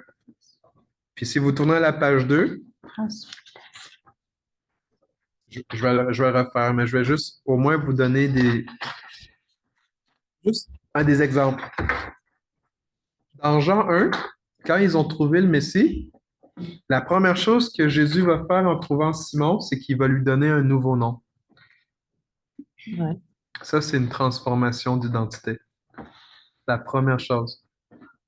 Vous voyez, Simon qui veut dire désert ou qui entend. Parce que les noms sont super importants. Vous devez connaître qu'est-ce que votre nom signifie aussi. Hein. Ce n'est pas un hasard que vous appelez comment vous appelez. Jésus lui donne une nouvelle identité, un nouveau nom, Céphas, qui veut dire pierre ou roc. Et ce nom-là est en relation à Jésus-Christ. Ce n'est pas juste une pierre pour être une pierre, mais à cause de Jésus-Christ, à cause qu'il a entendu la révélation, eh bien, Simon Céphas va servir d'une colonne dans l'Église. Il va être une pierre. C'est le premier. Après que Jésus est parti, Jésus lui a confié le pastorat de l'Église. Ouais. Donc, c'est pour ça qu'il change son nom, parce que c'est un nom qui est solide. Puis avec la révélation, donc, on réalise que quand Jésus change l'identité d'une personne, ça met de l'avant qu'il est le donneur d'identité. C'est pas le fait que tu as une nouvelle identité qui compte, c'est que tu as rencontré le donneur d'identité. Merci Jésus pour ma nouvelle identité. Ah, c'est cool, mais plus que ça, c'est parce que quand tu rencontres le donneur d'identité, ta nouvelle identité rend témoignage que tu l'as rencontré. Ça veut dire que notre nom peut ne pas signifier vraiment grand-chose, parce que comme là, son nom a été changé. C'est vrai? Puis son Ça nom. veut dire que notre nom, ça ne veut pas dire qu'il signifie vraiment quelque chose. Pas nécessairement, mais des fois, oui. Ouais, des fois. Des fois, oui. Je pense qu'on pourrait plus dire, ben, voici comment les gens t'ont connu, voici comment tu t'es vu. Pense à toute ta vie jusqu'à temps que tu m'aies rencontré, moi, le Messie. Et maintenant, je vais te dire qui tu es. La vie chrétienne commence avec qu'est-ce que lui dit de toi. Et que tu as à laisser derrière qu'est-ce qui venait d'avant. Ça parle de tes bagages. Ça parle de tout ce que tu vas prendre de l'identité, de tout ce qui était avant Jésus ou qui ne vient pas de Jésus. C'est là que à chaque jour, presque, on va dire au moins à chaque semaine, pour être comme raisonnable, c'est qu'on est supposé réaliser, ben, quand j'agis d'une manière, quand je dis quelque chose, est-ce que je le dis ou je le fais ou je le pense basé sur mon arrière-plan, basé sur qui j'étais ici, ou je réfléchis selon qu'est-ce que Jésus a dit de moi? C'est un peu échangé. Voici tout mon bagage, tout ce que les gens ont dit de moi, et versus qu'est-ce que Jésus dit de moi. Et quand j'écoute qu'est-ce que Jésus dit de moi, je suis en train de savoir l'opinion que Dieu a de moi. Comme au début, pour ceux qui se sont connectés plus tard, quand on se voit selon notre passé, ben ça, c'est la voix de l'ennemi souvent. L'ennemi nous rappelle notre passé. Puis voici ce que je suis pas en train de vous dire. Il ramène notre passé pour nous condamner, pour nous culpabiliser. Dieu ramène notre passé pour nous racheter, pour nous sauver, pour nous guérir. Parce que Dieu ne nous voit pas selon ce qu'on a fait, mais il nous voit selon qui on est supposé être en lui. Mais pour arriver à comment il nous voit en lui, on a à adresser les vieilles choses d'avant et laisser l'homme derrière nous, comme Simon devait laisser Simon derrière lui, recevoir le ministère de Jésus dans sa vie pour qu'il puisse devenir le Céphas que Jésus voyait. Et on a vu souvent, dans le fond, je vais finir avec Simon, on a vu des moments où est-ce qu'on voyait Céphas, puis on voyait Pierre, des fois on voyait Simon. Simon, à un moment donné, il a coupé l'oreille d'un gars parce que Jésus allait se faire arrêter. Ça, c'était Simon, c'était pas Pierre. À un moment donné, on va voir Simon où est-ce qu'il va avoir la révélation, tu es le Christ, puis Jésus va dire, tu es Pierre. Mais tout de suite après, il va dire au Seigneur, Seigneur, oublie ça, tu ne vas pas te faire tuer. Puis il va dire, arrière de moi, Satan. Ça, c'était Simon. Parce qu'il va lui dire, tes pensées ne sont pas les pensées de Dieu, mais ce sont des pensées humaines. C'était pas l'homme transformé. Non, c'était encore le vieil homme. Quand il a renié, Quand il a renié, c'était Simon. c'est Simon aussi. Parce que Pierre, le Pierre, à la fin de sa vie, il a vraiment pas renié Jésus, puis il s'est fait crucifier. C'est là où est-ce qu'on voit le processus. Dieu, il nous parle selon notre nouvelle identité. Pierre, Pierre, Pierre, mais t'as Simon. T'as Simon, puis Simon, il faut qu'il meure. Puis Simon Pierre, à un moment donné, il va juste se faire appeler Pierre. C'est pour ça qu'ils ont appelé ses lettres les lettres de l'apôtre Pierre. Il ne parlait plus de Simon. Parce qu'à un moment donné, le vieil homme est vraiment mort. Il a vraiment laissé les choses derrière lui. Même Saul de Tarse, c'était plus Saul. Ouais, c'est ça. C'était Paul. Le vieil homme, il a été crucifié. Crucifié, Ouais. puis il a appris à le garder mort. Et c'est là où est-ce qu'on voit le processus d'identité. La manière qu'on peut vivre le salut de Dieu, c'est en recevant notre nouvelle identité de qu'est-ce qu'il dit de lui, et en saisissant ça, c'est ça qui nous permet de délaisser ce qu'on s'accrochait autant avant. C'est comme ça que Jésus amène une transformation dans notre vie. On m'a toujours connu. Je vais donner un exemple. Je vais prendre un exemple de quelqu'un qu'on connaît dans l'Église. Mettons Denis Dupuis. Là, il n'est pas là. Mais Denis Dupuis, quand il a grandi, c'était un bump. Les gens, là, ici, là, peut-être pas à l'Église, mais à l'extérieur, il est venu à l'école ici, il a fait des choses de délinquant, comme de fou. Là. Fait que quand les gens entendent parler, aujourd'hui, Denis Dupuis a entendu parler, il croit en Jésus, il va à l'Église, il y a un processus. Les gens, il y a plusieurs types de gens. Les gens, ils continuent à le voir comme le gars pas fiable, le gars brisé, le gars criminel. Okay? Il y en a d'autres qui le voient comme oh, c'est un homme sage. Ouais, t'es un homme sage. Oh, il est donc bien amoureux de Jésus. Il prend donc bien des risques pour le Seigneur. Il partage l'Évangile. Et là, alors qu'il est dans le processus d'être qui Dieu l'appelle à être, eh bien, voici ce qui arrive, la familiarité. Il y a des gens qui sont pas capables de voir plus loin. Ils ne sont pas capables de voir le nouvel homme. Et c'est pour ça que la prophétie, elle est importante, parce que quand on prophétise, on parle de qui on est en Christ. C'est comme si on met les lunettes de Jésus, puis on voit les gens selon comment Jésus les voit. Fait que quand quelqu'un va prophétiser la condamnation, tout ça, la personne a pris les lunettes du diable. C'est comme ça qu'une des manières comme on discerne. C'est que à manière des les lunettes, si j'ai les lunettes de Dieu, je vais voir la personne comment Dieu la voit. C'est pour ça que même Paul va dire, avant on se connaissait par la chair, mais maintenant on est supposé se connaître par l'esprit. Parce que qui nous sommes, c'est en esprit qu'on est vraiment qui nous sommes. Mais si je me fie juste sur, là je vais prendre ma vie personnelle, là c'est passé avec mes parents, OK? Mais mes parents, pour eux, pas encore jusqu'à plus là, mais j'étais un pas fiable. J'étais un pas fiable, j'étais un menteur, j'étais un rebelle.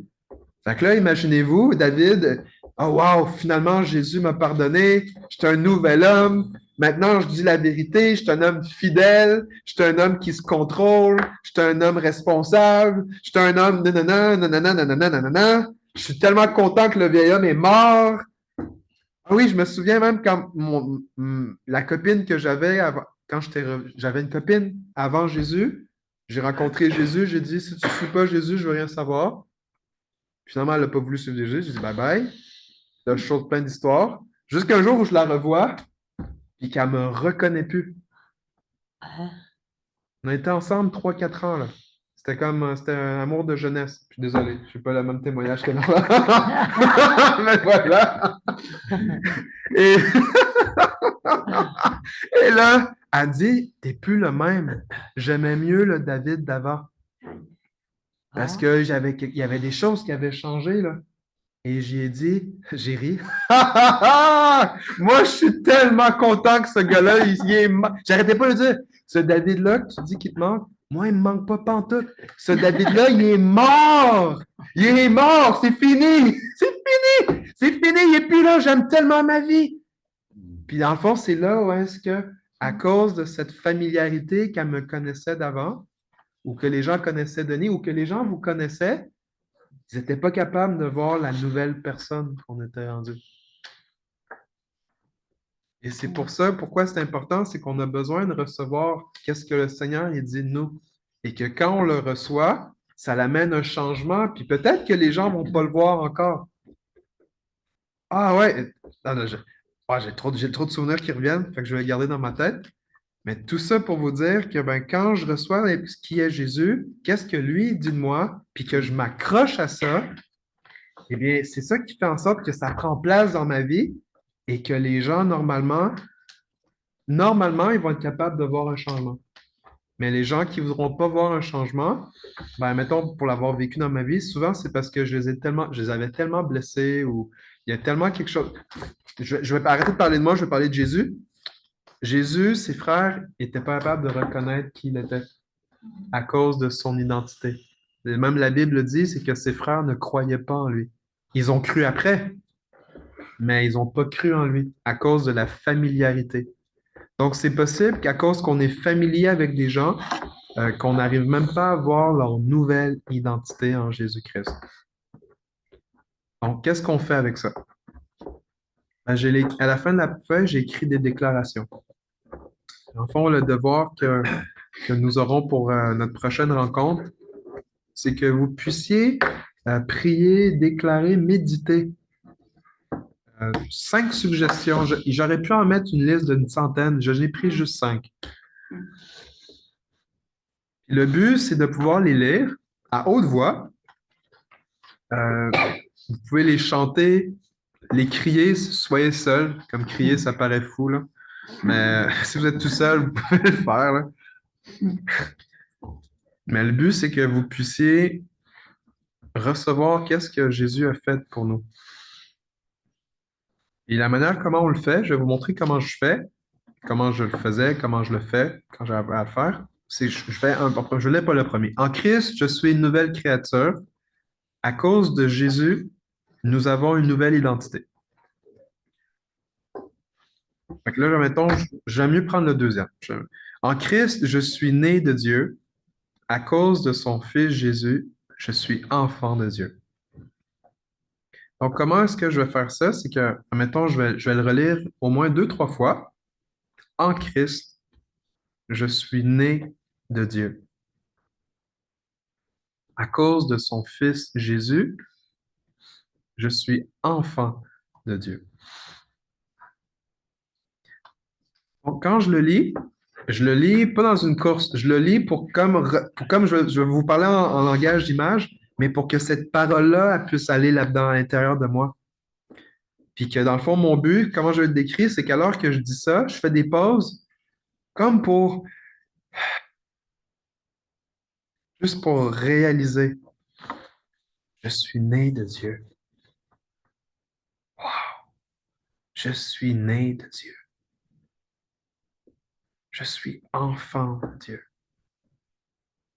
Donc, quand je le dis, c'est comme si cette parole-là, c'est comme si je vous dis qu'est-ce que je ressens. Peut-être que c'est pas comme ça que vous allez le vivre, mais je vous décris qu'est-ce que je ressens. C'est je sens mon cœur brûler.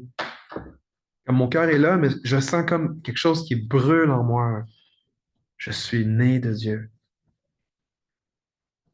Puis le but, c'est pas de se précipiter. Ah, je suis né de Dieu. Je suis né de Dieu. Ah, je suis né de Dieu. Non, c'est pas ça. C'est pour que je m'assoie dans cette parole-là. Fait que ça, c'est contempler, c'est méditer, c'est je suis né de Dieu. Je suis né de Dieu.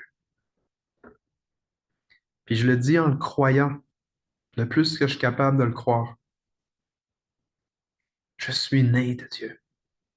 Je m'approprie cette parole. Je m'approprie pas juste la parole parce qu'elle est positive, c'est parce que c'est la parole de Dieu. En Christ, je suis né de Dieu. En Christ, je suis né de Dieu. Je suis un enfant de Dieu. Je suis aimé de Dieu. Merci.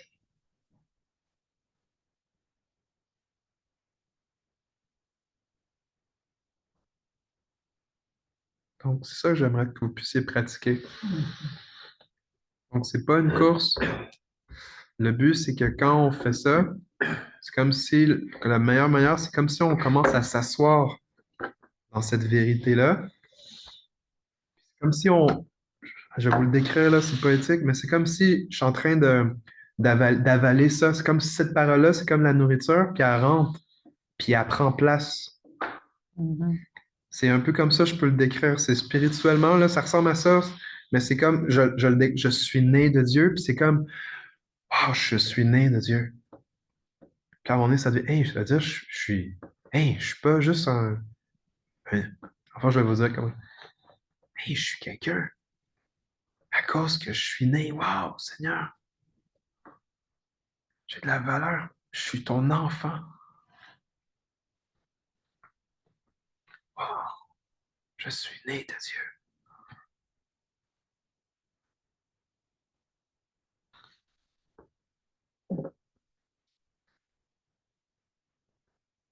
C'est ça l'exercice, le devoir que je vous demande d'implémenter. Donc, à force on a parlé intellectuellement, on a fait de la théologie ensemble, on a vu des passages de la Bible, on a parlé.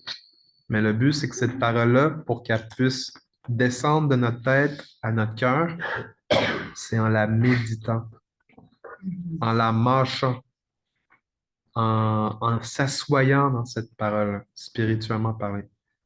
Et qu'à ce moment-là, les choses vont prendre place en nous. Puis ça va venir adresser des mensonges qu'on a à l'intérieur de nous. Wow, je suis né de Dieu. Fait que si je me sens abandonné de Dieu ou si je me sens être un orphelin, ben à ce moment-là, quand je dis je suis né de Dieu, ça vient confronter le mensonge. Ah, je suis tout seul. Je suis rejeté. Je suis abandonné. Non, je suis un enfant de Dieu. Je suis né de Dieu. Dieu aime ses enfants, donc ça va venir confronter des mensonges. Et les mensonges qu'on croit sur nous-mêmes, ils vont être exposés, puis on va les renoncer. Non, je ne suis pas un orphelin, je suis né de Dieu. Dieu m'a adopté dans sa famille.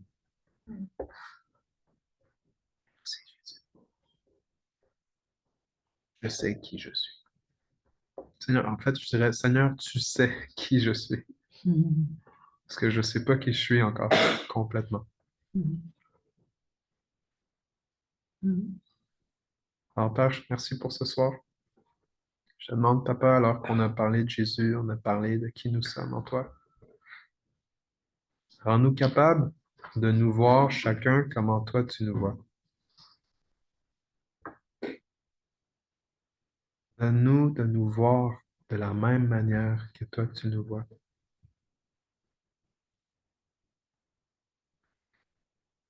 Enlève le voile, Seigneur, sur nos yeux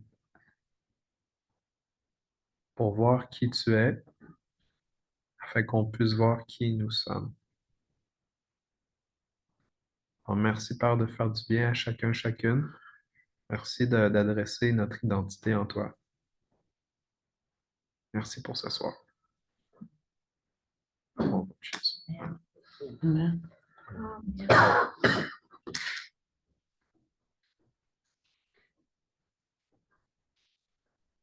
All right. Alors, bonne soirée à chacun, chacune. Regardez vos notes. On va être dans cette thématique-là.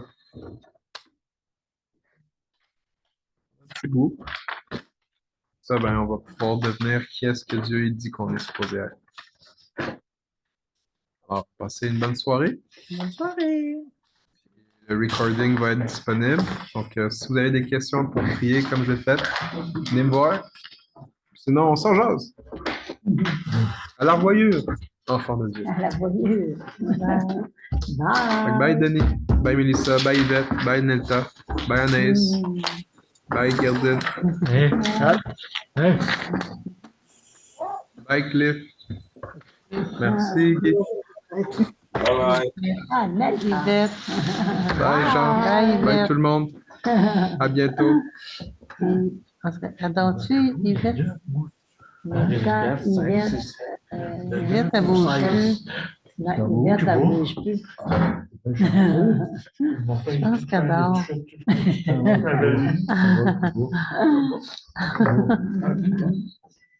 9 au 16. All right.